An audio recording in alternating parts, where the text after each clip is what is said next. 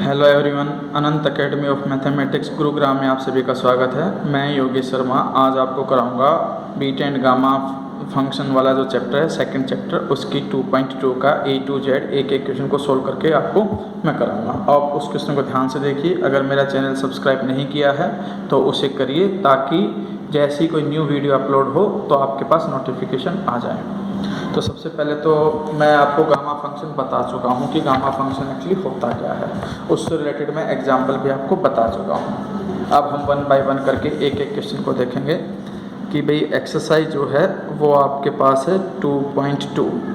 Question number 1, उसका first part, 0 to infinity e की -4x x की पावर 3/2 dx। ये मुझे वेरीफाई करना है 3/128 √π। इसमें ध्यान रखना, जो नेगेटिव है उसके अलावा जो वैल्यू होती है उसे आप एक t या z मानोगे। मैंने 4x को t मान लिया, फिर x की वैल्यू निकालेंगे t/4 और फिर dx निकलेगा। dx का मतलब dt/4। उसके बाद हम लिमिट चेंज करेंगे। When x is equal to 0 then t is equal to 0। यहाँ पे x की वैल्यू 0 रखोगे, t की वैल्यू 0 आएगी। और when x is equal to infinity then t is equal to infinity. ये कंडीशन होने के बाद ये आपके पास हो जाएगा कि भाई 0 से इन्फिनिटी e की -4x x की power 3/2 dx which is equal to 0 to infinity e की -t। x की जगह पे मैं क्या लिख सकता हूँ, t/4 होल पावर 3/2 और dx की जगह पे लिख सकता हूँ dt/4। अब हम क्या करेंगे, इक्वल टू का साइन। ये 4 की पावर 3/2 अलग और 4 अलग है, यानी कि एक प्रकार से 4 की पावर 5/2 हो जाएगी डिनोमिनेटर में, और 4 की पावर 5/2 यानी कि 4 की पावर 2.5 यानी कि 4 का स्क्वायर 16 ये है। मतलब एक प्रकार से क्या हो जाएगा, 2 का स्क्वायर उसकी पावर 5/2, 2 की पावर 5 32 यानी कि 1/32 बाहर आ जाएगा, क्योंकि 4 की पावर 3/2 और इंटू में 4 की पावर 1 ऐड होकर के 5/2 आएगी, और 4 की पावर 5/2 का मतलब 32 बन जाएगा वो। और ये बन गया 0 से इन्फिनिटी e की -t t की पावर 3/2 dt। अब गामा फंक्शन की प्रॉपर्टी क्या होती है कि अगर आपके पास 0 से इन्फिनिटी हो, e की -x और x की पावर यहाँ पर n-1 हो, तो वो गामा n कहलाता है। ये डेफिनेशन होती है, यानी कि कहने का मतलब ये है कि यहाँ पर जो भी पावर उसमें +1 करके लिख दो।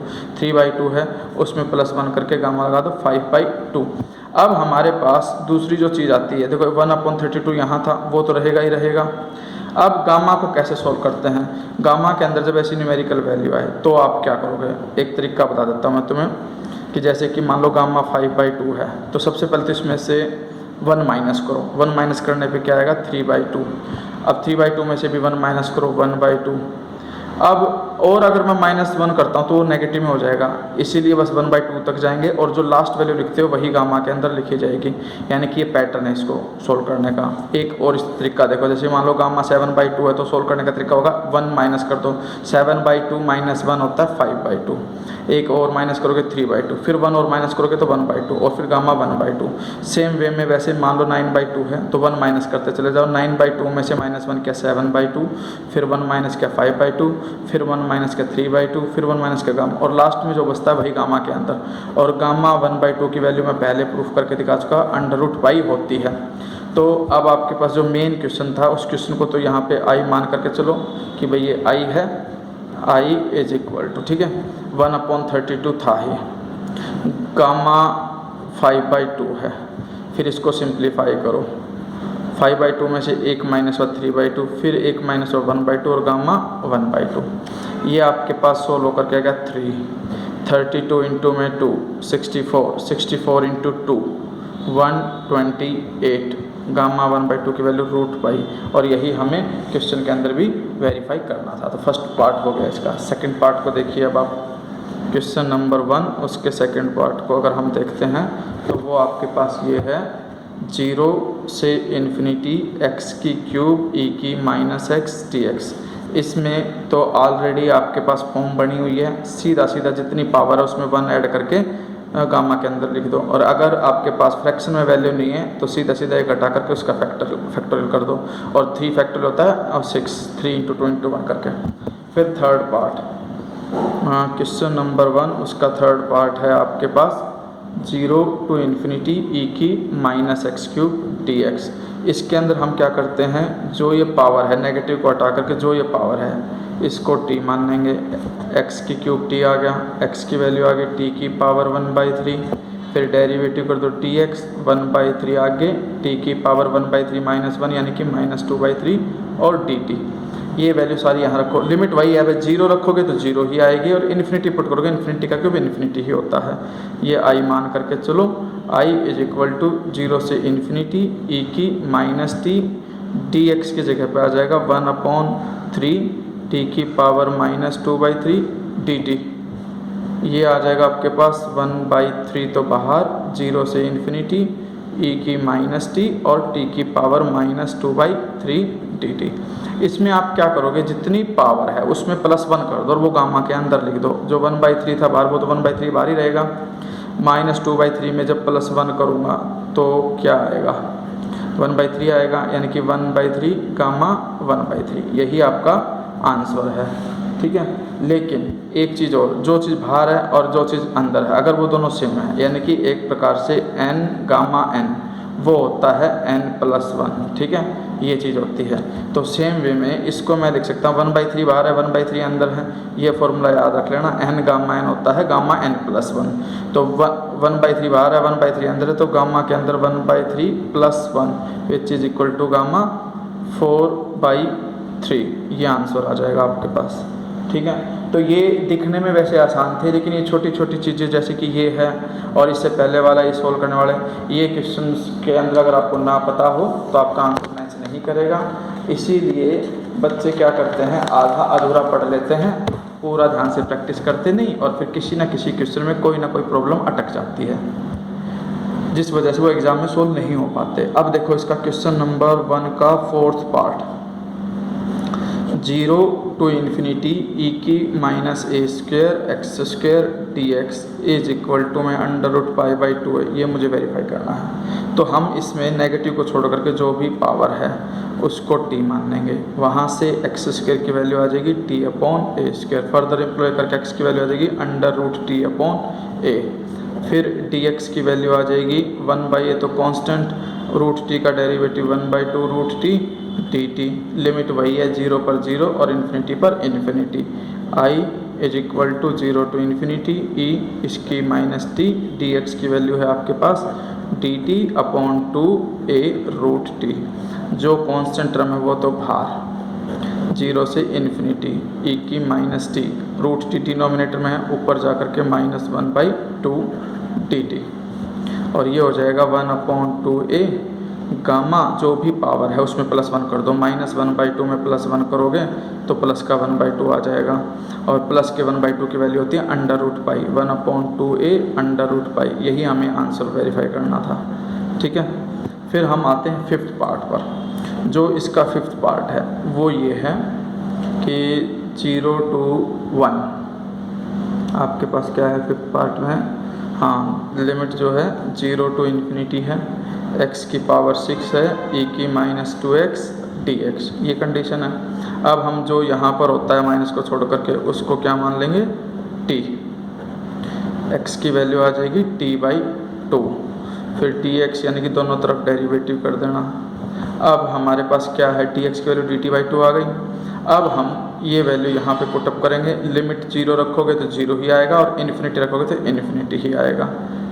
0 to infinity x के जगह पे मैं लिख सकता हूँ t/2, x की पावर 6 है तो इसकी पावर 6 e की -t dt। अब हमारे पास dx की वैल्यू dt/2, इसलिए dt/2 लिखना पड़ेगा, यानी कि एक प्रकार से 2 की पावर 6, 2 की पावर 1 मिला करके 2 की 7, डिनोमिनेटर में 2 की 7 बाहर, 0 to infinity t की 6 e की -t dt। गामा फंक्शन आ गया, गामा फंक्शन बनने की वजह से 2 की पावर 7 जो है वो होता है आपके पास 128, ठीक है। मल्टीप्लाई करके देखना 7 टाइम्स 128 ही आएगा। फिर गामा जितनी भी पावर होती है उसमें +1 कर देते हैं, गामा 7, और गामा 7 का मतलब जैसे कि गामा n है और वो फ्रैक्शन में नहीं है तो मैं सीधा n-1 फैक्टोरियल लिख सकता हूँ। इस फॉर्मूले को याद रखना। गामा 7 होता है 6 फैक्टोरियल अपॉन 128। 6 का मतलब 6 into 5 into 4 into 3 into 2 into 1 upon 128। ठीक है, 4 से करो पहले तो, 4 3 जा 12 4 2। ठीक है, फिर यहाँ पर आ गया 2, 2 से 1 6 16, 16 के बाद 2 से और करो, ये 8 आ जाएगा। ठीक है ना, 2 3 जा 6, यहाँ पे 3 आएगा ये, और 3 5 जा 15, 15 3 जा 45, 45 बाई 8 आपका आंसर होगा। वही हमारा आंसर है, मैच कर गया। अब इसका जो 6th पार्ट है उसमें क्या दे रखा है उसे देखो।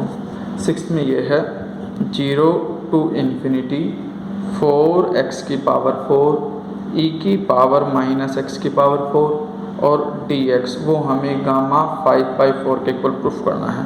तो मैंने बताया था कि जो भी नेगेटिव छोड़ करके पावर है उसको t मान लो। t मान लिया, x आ जाएगा t की पावर 1/4, एम्प्लॉय करके dx निकाल दो।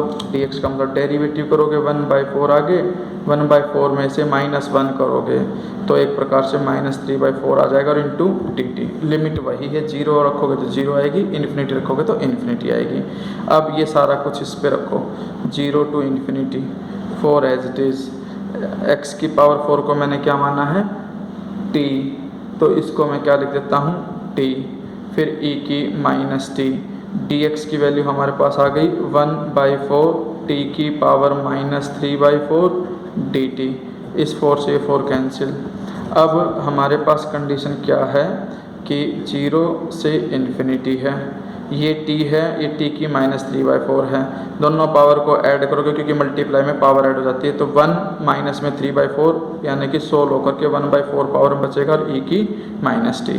अब जितनी पावर होती है गामा फंक्शन बनने के बाद, जितनी पावर होती है उसमें +1 कर देते हैं। 1/4 में +1 करोगे तो गामा 5/4 आ जाएगा। यही हमें आंसर लेकर के आना था। 6th के बाद जो क्वेश्चन नंबर 7th है, इसका मतलब फर्स्ट का 7th पार्ट, उसमें ये है कि आपके पास 0 to ∞ है, x की पावर 6 है, एक मिनट रुको, x की पावर 6 नहीं, 7th पार्ट को मैं गलत लिख गया। ये है आपके पास dx अपॉन √1 - x³, और वो मुझे वेरीफाई करना है √π गामा 1/3 अपॉन 3 गामा 5/6, गामा के फॉर्म में लेके आना है। इसलिए मुझे पहले इसको कन्वर्ट करना पड़ेगा बीटा फंक्शन में, और बीटा फंक्शन में कन्वर्ट करने के बाद ये कंडीशन ध्यान रखना, इस क्वेश्चन के अंदर लिमिट जो है 0 से ∞ नहीं है, 0 से 1 है। अब हम क्या करते हैं, बीटा फंक्शन हम कर चुके, उसके अंदर ये था, ये जो x³ है, इस x³ को हम t मानते हैं।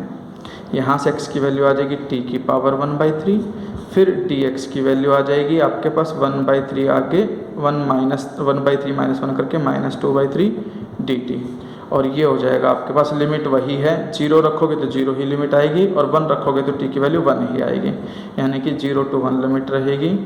आपके पास dx की जगह पे वैल्यू आ गई 1/3 t की पावर -2/3 dt।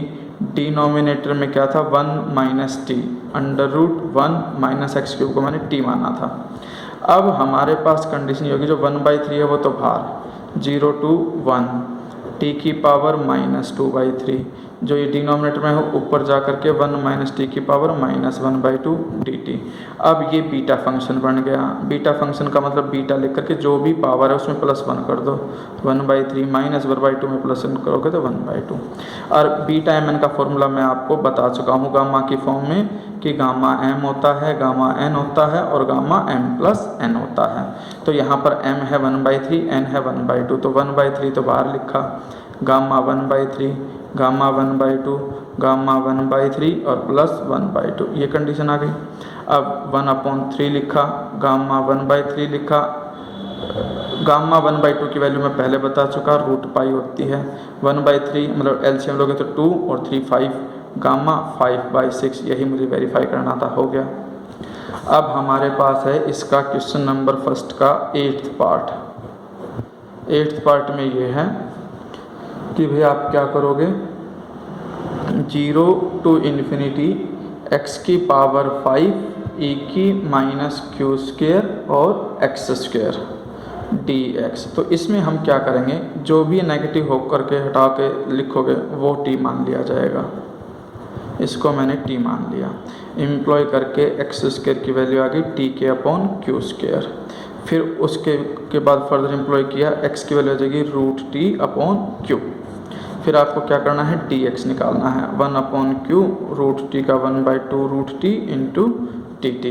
अब आई लिखो इज इक्वल टू 0, लिमिट 0 पे तो 0 रहेगी और इन्फिनिटी पर इन्फिनिटी, तो लिमिट 0 से इन्फिनिटी रहेगी।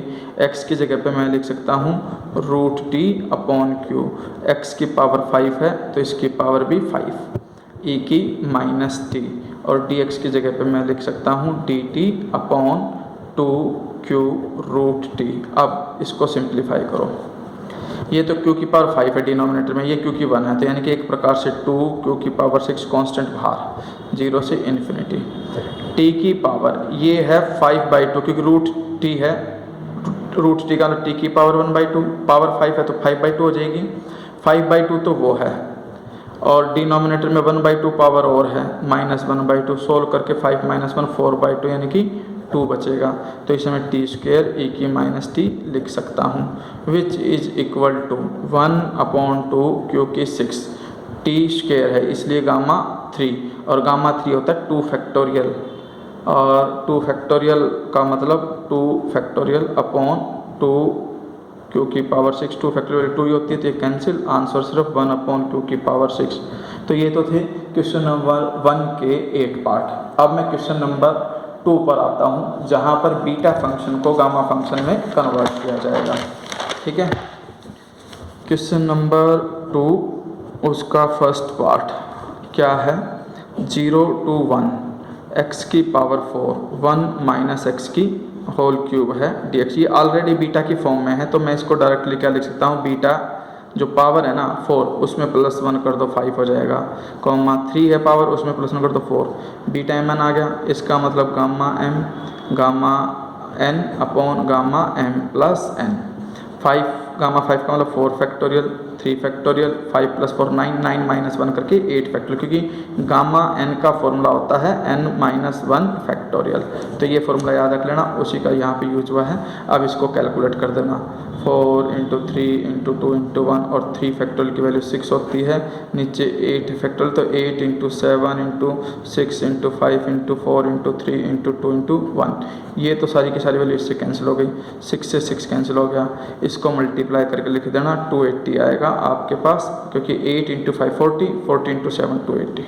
ठीक है, उसी तरह से इसके सारे क्वेश्चन होंगे, जैसे कि इसका सेकंड पार्ट है, क्वेश्चन नंबर 2 का सेकंड पार्ट वो है आपके पास 0 to 1 एक्स का square 1 minus X whole cube D X, यानी कि ये आ जाएगा बीटा एम एन। एम का मतलब 2 में +1 कर दो 3 और 3 में +1 कर दो 4, ये आ जाएगा गामा एम एन में gamma N upon gamma M plus N. ये सॉल्व करोगे 3 का 2 फैक्टोरियल, गामा 4 का 3 फैक्टोरियल और गामा 7 का 6 फैक्टोरियल। इसको कैलकुलेट करोगे तो 2 × 3 × 2 × 1, 6 का मतलब 6 × 5 × 4 × 3 × 2 × 1, ये तो इससे कैंसिल, 2 से ये कैंसिल, 6 5 30 कर दो, यानी कि ये 1/60 आंसर आ गया। वैसे ही अब आपके पास हो जाएगा क्वेश्चन नंबर 2 का थर्ड पार्ट, 0 to 2 दे रखा है, एक्स स्क्वायर दे रखा है, डी एक्स दे रखा है, डिनोमिनेटर में 2 - x का अंडर रूट। तो इसमें हम क्या करेंगे, सबसे पहले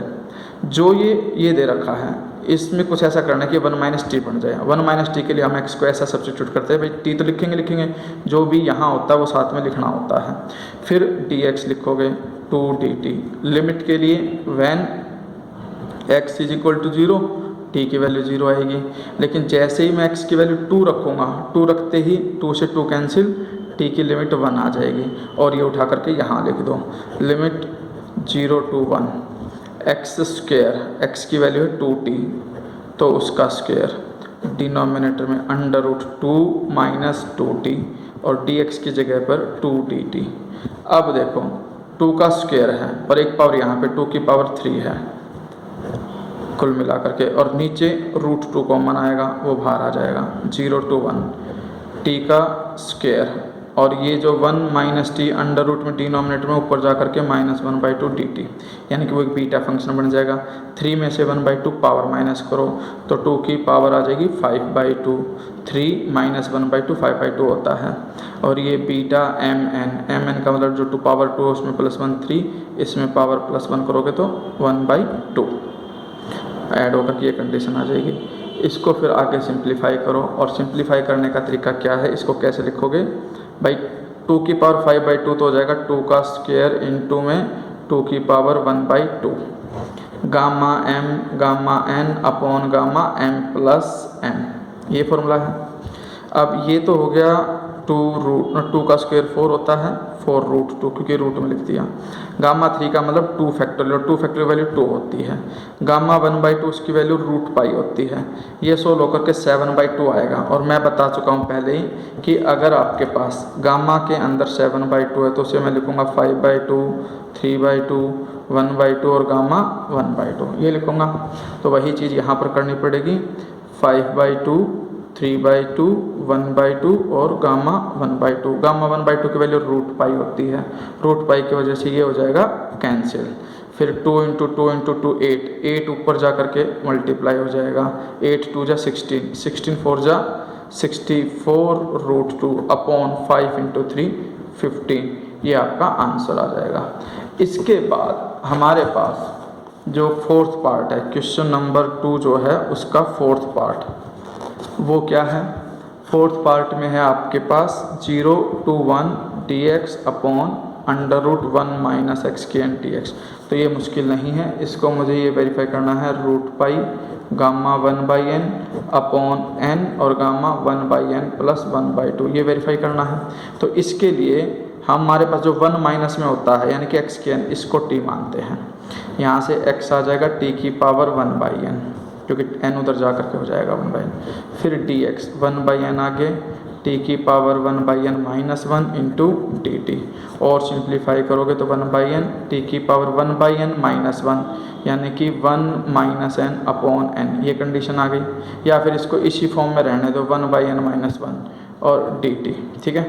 अब लिमिट 0 रखोगे तो 0 ही आएगा और 1 रखोगे तो 1 लिमिट आएगी, यानी कि 0 to 1।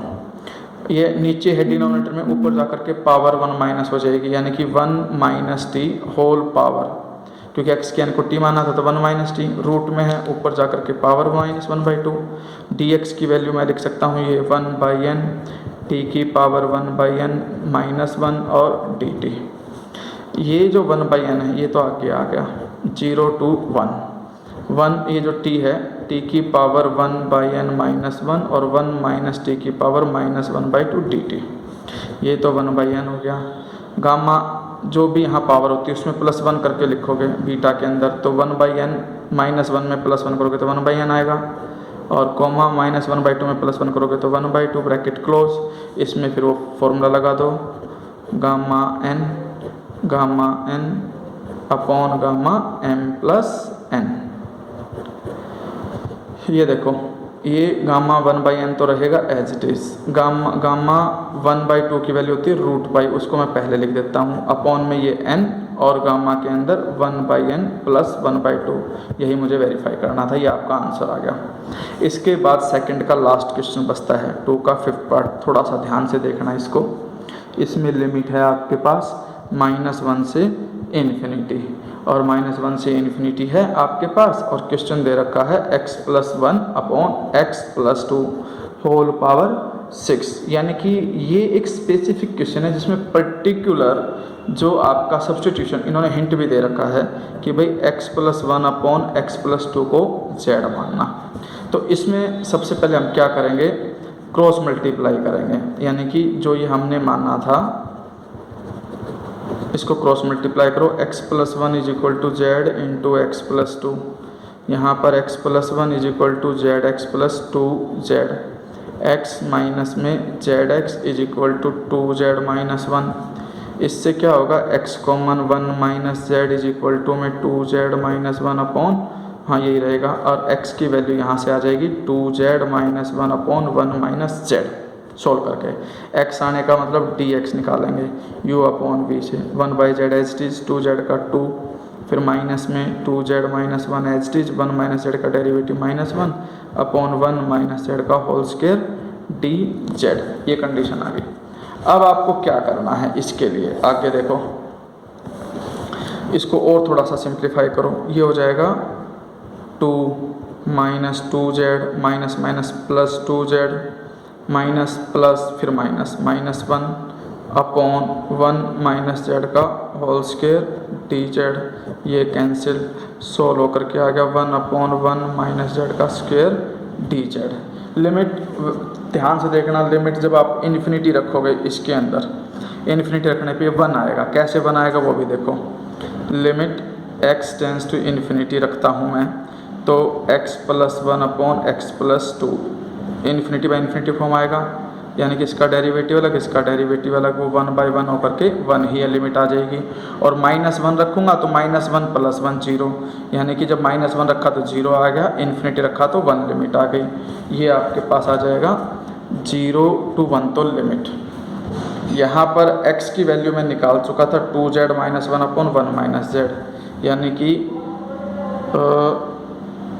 x की वैल्यू है 2z minus 1 upon 1 minus Z, इसके प्लस में 1, डिनोमिनेटर में x प्लस में क्या है आपके पास 2 है, x प्लस 2, यानी कि 2z minus 1 upon 1 minus Z plus 2, और इसकी पावर भी हमें दे रखी है 6, और dx की वैल्यू आपके पास आ गई 1 अपॉन 1 माइनस जेड, इसका स्क्वायर डी जेड। अब सारी टर्म्स को कलेक्ट करो, 0 to 1, एलसीएम लिया 2z माइनस 1 प्लस में 1 माइनस जेड अपॉन में 1 माइनस जेड, डिनोमिनेटर जो था उसके अपॉन में भी यही आ जाएगा 2z माइनस 1 प्लस में 2 माइनस 2z अपॉन में 1 माइनस जेड, इसकी पावर 6, और 1 अपॉन 1 माइनस जेड का स्क्वायर डी जेड।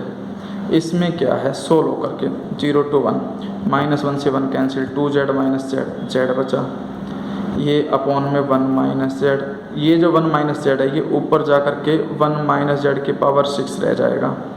डिनोमिनेटर में 2z से 2z कैंसिल, 2 माइनस 1 करके 1 ही रह जाएगा, और ये जो था ये अपॉन में ही है 1 माइनस जेड का स्क्वायर डी जेड। अब 0 to 1, जेड की पावर तो आ गई 1, और 6 में से 1 और 2 मिलाकर टोटल 3 पावर सब्ट्रैक्ट कर दोगे तो 1 माइनस जेड की पावर 3 बच जाएगी, यानी कि एक प्रकार से पूरा बीटा फंक्शन बन गया। बीटा फंक्शन बनने की वजह से जो पावर उसमें ऐड कर दो, 3 में प्लस 1 4, ठीक है। अब इसको सोल्व करो, gamma N upon gamma M plus N, यानी कि 6, इसको सोल्व करोगे गामा 2 होता है 1, गामा 4 होता है 3 फैक्टर, यानी कि 3 इंटू 2 इंटू 1, और गामा 6 का मतलब 5 factor, 5 into 4 into 3 into 2 into 1, ये तो कैंसिल, आपके पास 1/20 आंसर आ गया।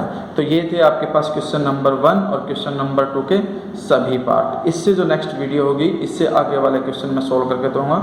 ये आपके पास कुल मिलाकर के 8 पार्ट फर्स्ट क्वेश्चन में है और 5 जो पार्ट है वो सेकंड क्वेश्चन में है। एक बार इन सबको बड़े ध्यान से देखना और ख़ुद भी इनको करके देख लेना। और क्वेश्चन नंबर जो 3 है वो भी बीटा फंक्शन ही है, लेकिन ये मैं नेक्स्ट वीडियो में बढ़ाऊँगा, क्योंकि टॉपिक मैं ज़्यादा बड़ा नहीं खींचना चाहता ताकि आप बोर ना हो।